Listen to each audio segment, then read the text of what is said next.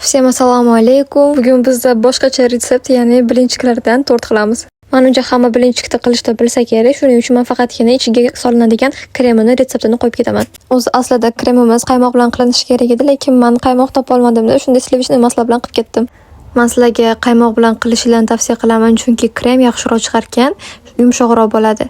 Mana уже kremim tayyor, endi mevalarni kesib olaman birin-ketinlikda. Men buning ichiga banan bilan oddiy qulupnayni ishlatdim.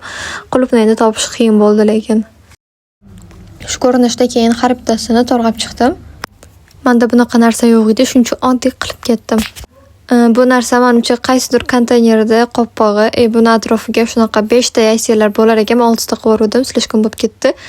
Birin-ketinlikda har bir qatoriga kremni surkab, orqasidan mevalarni qo'yib chiqamiz.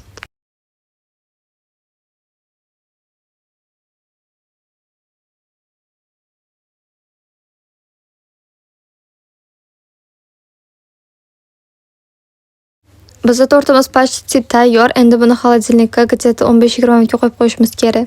Kelinglar shu orada birgalikda bir yo'li 20 minutda bo'lganini nishonlab ketamiz. Hammaga поддержка uchun alohida kattakon rahmat. Endi bizga navbat, ya'ni degustatsiya qilamiz, ta'mini bilib olamiz. Xo'p, ta'mi o'rtacha, ya'ni yaxshi ma'noda gapiryapman va qaymoqligi shirinroq bo'lardi. Meni kuzatishda davom eting. Hammaga xayr.